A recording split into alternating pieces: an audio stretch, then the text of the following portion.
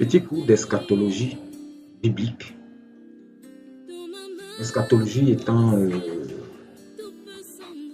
moi en tout cas, l'explication des prophéties bibliques, l'explication des faits actuels à la lumière des prophéties bibliques.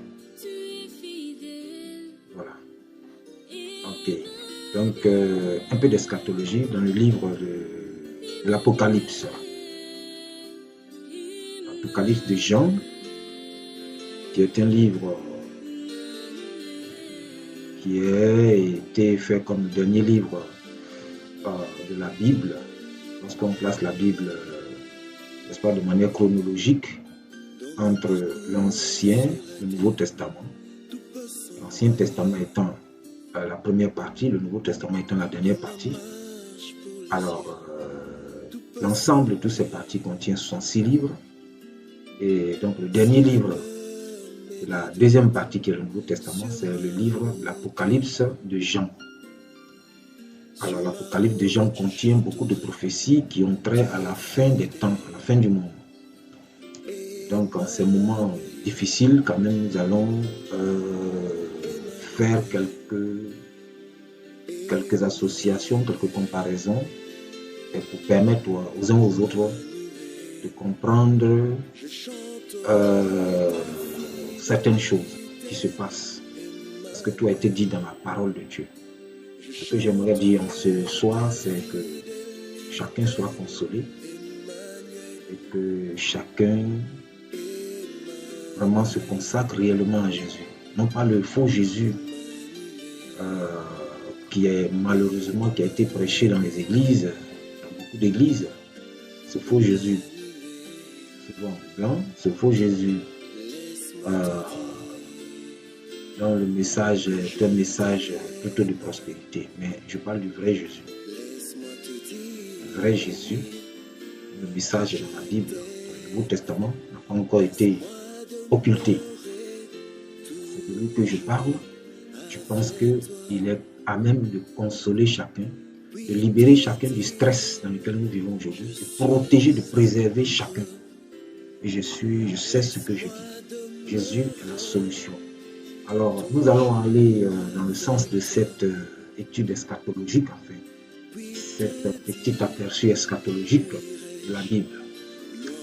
Et je ne vais pas entrer dans les profondeurs, seulement que je vais faire des associations que je ne vais pas approfondir, mais je pense que beaucoup le comprendront. Les approfondissements viendront après. Alors, on a Apocalypse 19, verset 20. Dans Apocalypse 19, verset 20, il est écrit « Et la bête fut prise, et avec elle le faux prophète qui avait fait devant elle les prodiges par lesquels il avait séduit ceux qui avaient pris la marque de la bête et adoré son image. Ils furent tous les deux, jetés vivants dans les temps ardents de feu et de soufre. » Je passe au second livre, au second message de l'Apocalypse. Il est dit, et le diable qui les séduisait fut jeté dans les temps de feu et de soufre, où sont la bête et le faux prophète. Ils seront tourmentés jour et nuit. Bon, je vais déborder un peu sur le livre de Jacques, où il est écrit encore, « À vous maintenant, riches, pleurez et gémissez à cause des malheurs qui viendront sur vous. Vos richesses sont pourries et vos vêtements sont rongés par les teignes. Votre or et votre argent sont rouillés. » Alors, si je veux commencer par ce livre de Jacques, afin de remonter sur les deux versets, les deux parties de l'Apocalypse, je vais essayer de faire une explication un peu parcellaire. On parle de richesse. Aujourd'hui, ce que nous vivons, c'est que tout est bloqué. On ne peut plus fonctionner. Voyez-vous, Si cette situation devait perdurer, beaucoup de personnes qui ont amassé des richesses incommensurables vont les perdre. Ils ne pourront plus fonctionner. Du coup, ces richesses ne leur serviront à rien. Voilà. Parce que le système qui permet de faire fonctionner ces richesses, il est grippé, il est bloqué. Il n'y a plus d'échange, plus de commerce. Le confinement fait qu'il n'y a plus d'échange dans les rues. Voilà. Et le système qui a décidé cela, c'est le système mondial. Ce n'est pas Dieu, mais c'est le système mondial. C'est ce système-là qui détient justement ces richesses, le système qui, la production de ces richesses et la mise à disposition de ces richesses. C'est lui qui décide. Et cette situation, si elle perdure, surtout en Afrique ici, bien sûr, il y aura un appauvrissement sans partage. Il y aura un appauvrissement réel des populations, des personnes, voyez-vous. Et donc, ces richesses aujourd'hui sont arrivées à terme. C'est comme si c'était des richesses, voyez-vous, des richesses pourries qui ne servent plus à rien. Alors, donc, prenons le cas de ces personnes qui ont envahi l'Église. Quand je parle de l'Église, je parle en fait des églises dites églises évangéliques. Aujourd'hui, ces églises qui disaient qu'ils étaient revenus à la parole de Dieu. Donc, on a constaté que ces évangélistes, mais ces évangéliques ont plutôt mis en avant un autre message qui était différent, qui est différent du message de Dieu. Ce message qu'on appelle le message de la prospérité. Et quand il parle de la prospérité, c'est la prospérité au sens capitaliste du terme. Donc la prospérité au sens occidental de la civilisation occidentale. Ce capitalisme et donc cette accumulation de richesses qui est en fait le consumérisme, le fait de consommer finalement pour consommer.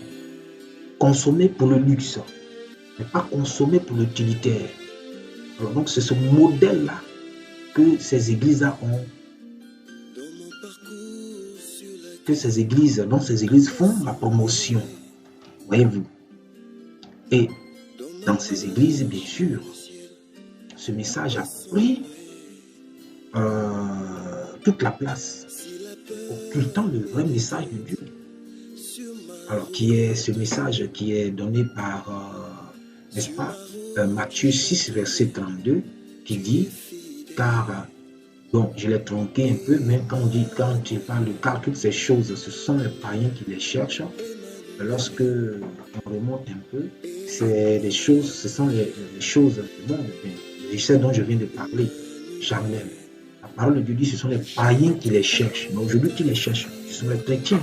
On fait des prêches, hein, afin de booster les chrétiens pour qu'ils puissent, n'est-ce pas, se lancer dans ce genre de recherche, n'est-ce pas?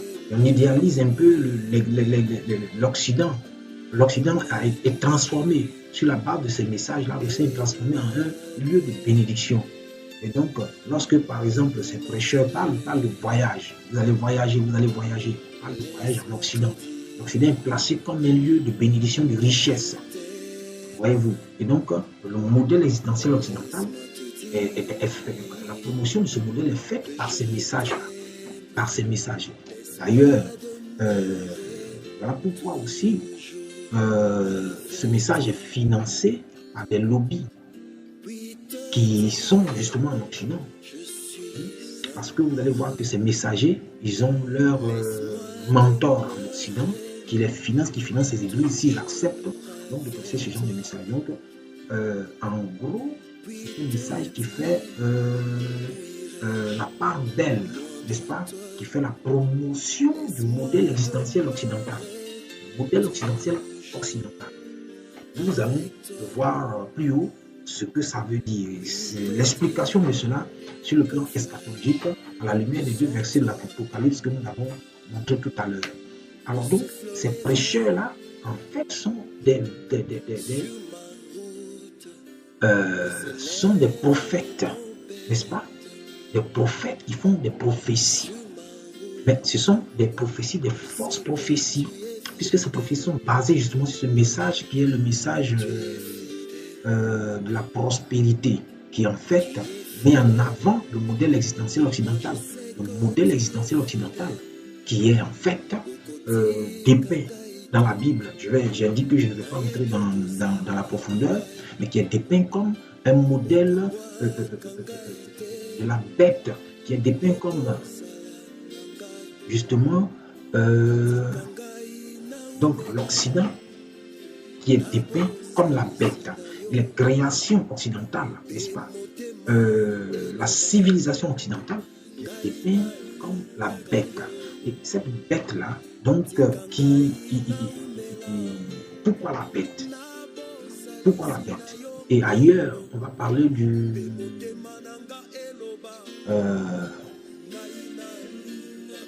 dragon à la voix d'agneau. Dragon à la voix d'agneau. Du dragon à la voix d'agneau. Nous allons y revenir. Sinon, le dragon qui a la voix de l'agneau. Le dragon, déjà, il fait peur. C'est une bête. La voix d'agneau, c'est quoi? C'est une voix de séduction. Une voix de séduction qui séduit pour attirer afin de pouvoir détruire. Ça aussi, c'est l'image donc des États-Unis qui chapeautent justement le capitalisme et l'Occident civilisationnel, l'Occident en gros. Et donc, le faux prophète, ces prêcheurs donc, de ce faux message imposé par la bête, puisque je l'ai dit tantôt que ces personnes sont chapeautées, ont des mentors qui les orientent et qui sont en Occident. Donc ces personnes, ces prêcheurs évangéliques qui font ce faux message sont en réalité des faux prophètes qui font la promotion de la bête qui est l'Occident. En d'autres termes, le message de la prospérité, c'est la fausse prophétie. Le message de la prospérité, donc, c'est la fausse prophétie qui est prêchée pour faire la part belle à la bête. Voilà pourquoi en Apocalypse 19, verset 20, la bête fut prise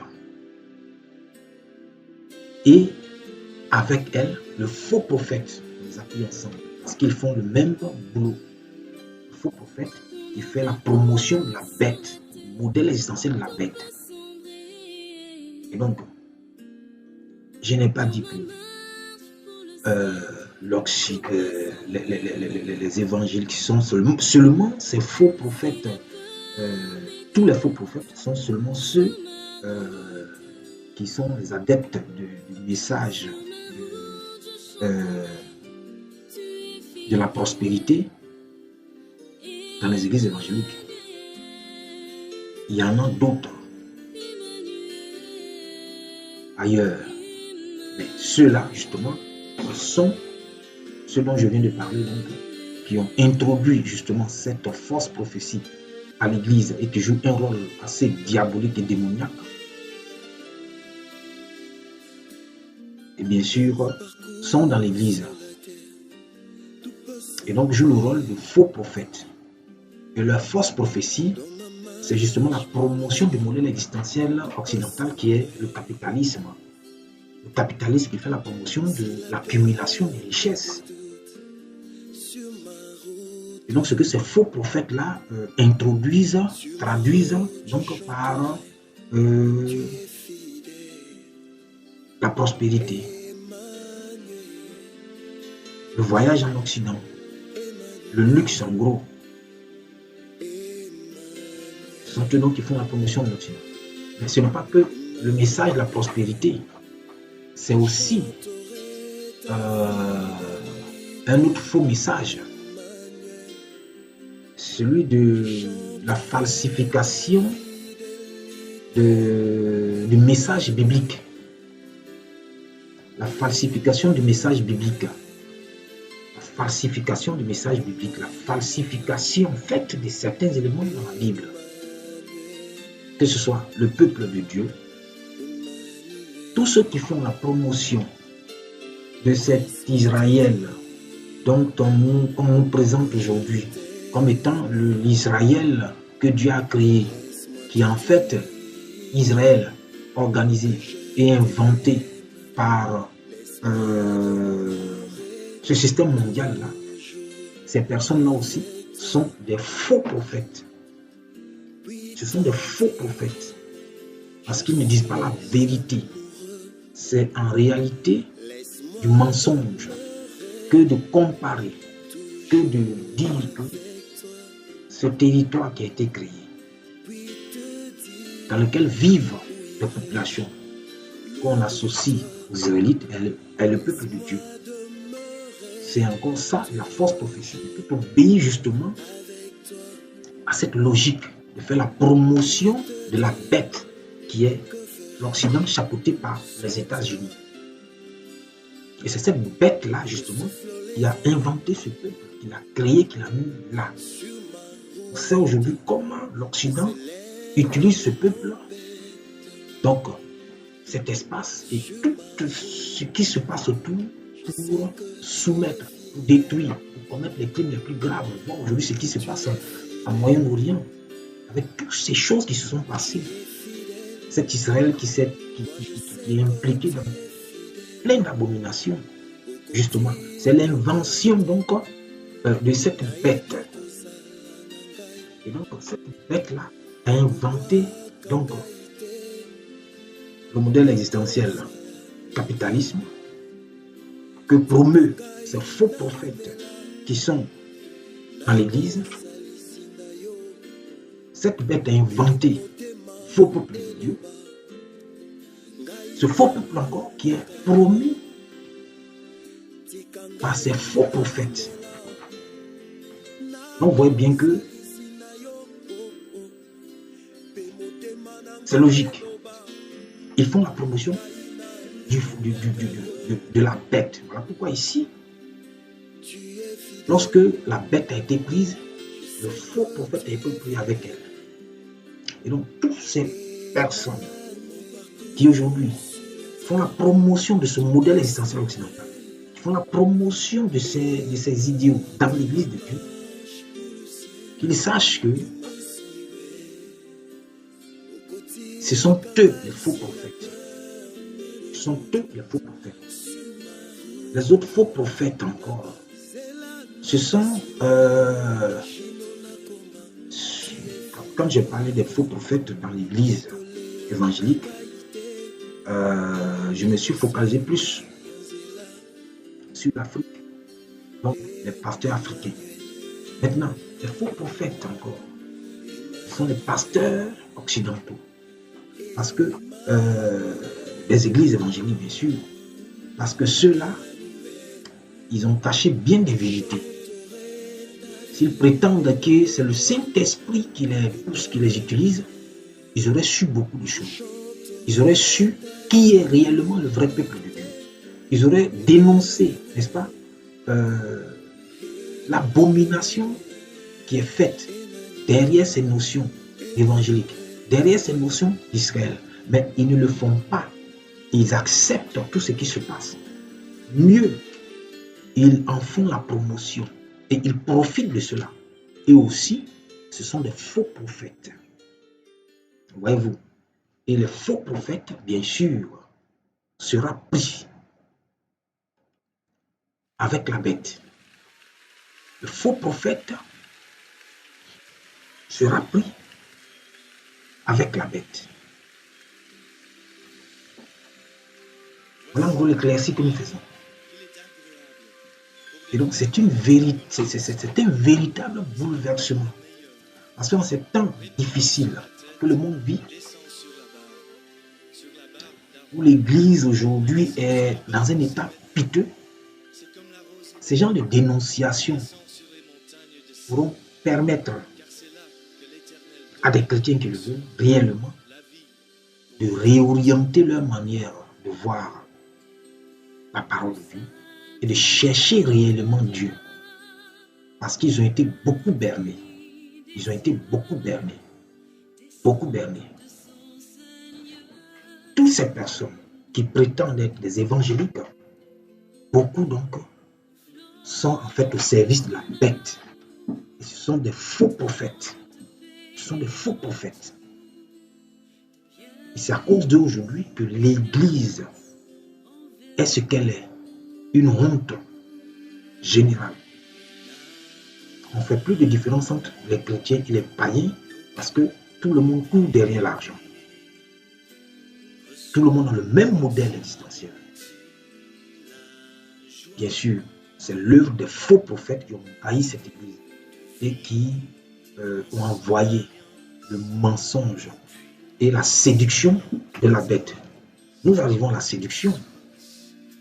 On dit ici que la bête fut prise.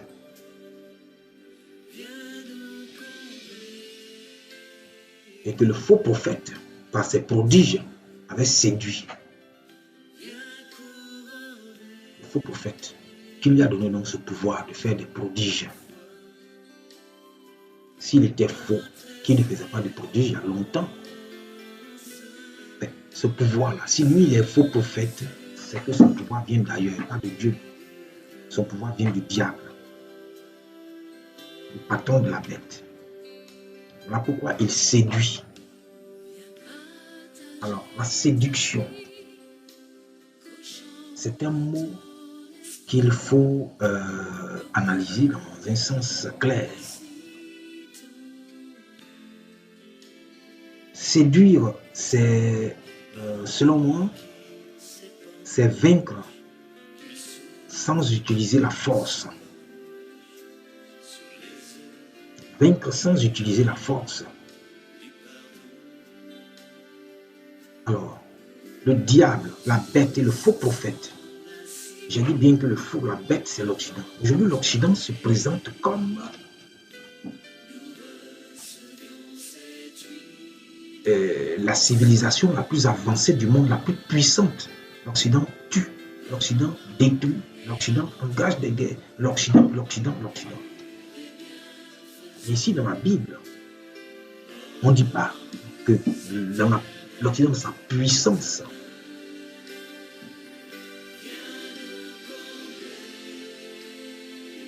ou les faux prophètes, on dit qu'il séduit, il utilise l'arme de la séduction. L'Occident aujourd'hui, dans le temps dans lequel nous vivons, l'Occident utilise l'arme de la séduction pour vaincre. Avant d'utiliser les armes létales qu'il a, il utilise l'arme de la séduction au travers de sa diplomatie, au travers du mensonge qu'il crée, au travers de ses médias. L'Occident utilise l'arme de la séduction. Donc, si cette bête utilise l'arme de la séduction, en quoi elle est forte? En quoi elle est puissante? En d'autres termes, ceux qui sont séduits et non pas forcés par la force, ils sont d'abord séduits. En réalité, ils ont la force. S'ils savaient la vérité, comme la Bible dit, vous connaissez la vérité vous affranchira, ils seraient affranchis. Mais par la séduction, on les a enchaînés pour les abattre par les armes. L'Occident, comme la bête, comme le diable, utilise donc l'arme de la séduction pour subjuguer, pour dominer les peuples, y compris les Africains. Cette situation aujourd'hui qui se passe, nous savons, simplement c'est par la séduction, le mensonge. La séduction, c'est le mensonge. Parce qu'on passe par les médias pour divulguer de fausses choses, pour pousser les peuples à poser des actes, à utiliser des produits pour pouvoir être exterminé. C'est de la séduction. S'il était fort ou puissant, il n'allait pas passer par la séduction. Ça allait imposer. Mais c'est après la séduction qu'ils imposent. Ça, la parole de Dieu le dit aussi. Et dans le livre d'Apocalypse, nous le voyons ici. Le diable dont tout le monde a peur. Dont tout le monde a peur. Qu'est-ce qu'il fait? Il utilise aussi l'arme de la séduction. Ça veut dire qu'il n'est pas fort. Donc il faut mentir avant de dominer. Et le diable, qui est justement le maître de la bête du faux prophète,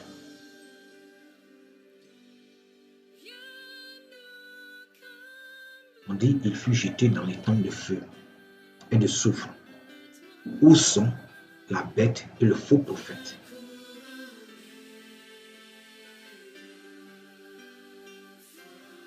Donc, ces nations qui aujourd'hui,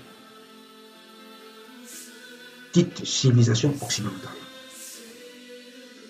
qui mettent le monde sous toute coupe réglée, qui décident des mesures, qui les imposent au monde par la séduction puis par la force,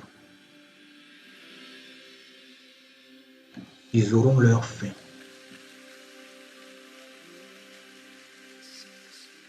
Et les faux prophètes qui ont envoyé le faux message du mensonge, de la bête qui est l'Occident dans l'Église, qui ont transformé aujourd'hui l'Église en instrument de promotion du modèle existentiel occidental. Ces faux prophètes-là seront les premiers à être jetés dans le feu avant le diable lui-même. Voilà un peu un aperçu eschatologique que je fais sur ce qui se passe aujourd'hui dans le monde. J'ai été cru, je pense que c'est ce qu'il faut aujourd'hui dans ce monde. Parce que les tueurs, les satanistes, ceux qui séduisent le monde, ils font ouvertement ce qu'ils veulent aujourd'hui. À la télé, les gens disent ce qu'ils pensent, ce qu'ils veulent. Ils imposent ce qu'ils veulent. Les Bill Gates et consorts. Et toutes ces personnes-là, aujourd'hui, ouvertement, agissent. Parce que le peuple, ils l'ont tellement séduit qu'il est devenu abruti. Ils peuvent les tuer tout le monde, quand ils veulent, comme ils veulent. Voilà pourquoi l'eschatologie s'impose, la vérité s'impose. Alors, je viendrai plus en profondeur sur ce genre de message afin de permettre au peuple de Dieu de connaître la vérité. Vous connaîtrez la vérité et la vérité vous affranchira.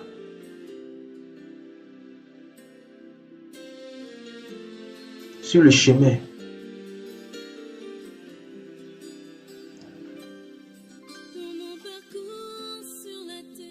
dans ce parcours sur la terre, où tout sombre autour de nous,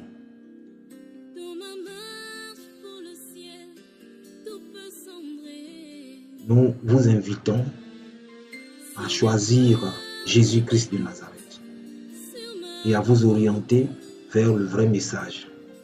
Cherchez Jésus, demandez-lui de vous pardonner pour ceux qui ont suivi ce faux message, ces fausses doctrines. Et tournez-vous vers Jésus. Le vrai Jésus, pas le faux Jésus de la bête et du faux prophète. Car c'est Jésus la solution. Je reviendrai. Que la gloire revienne à Jésus-Christ de Nazareth. Amen.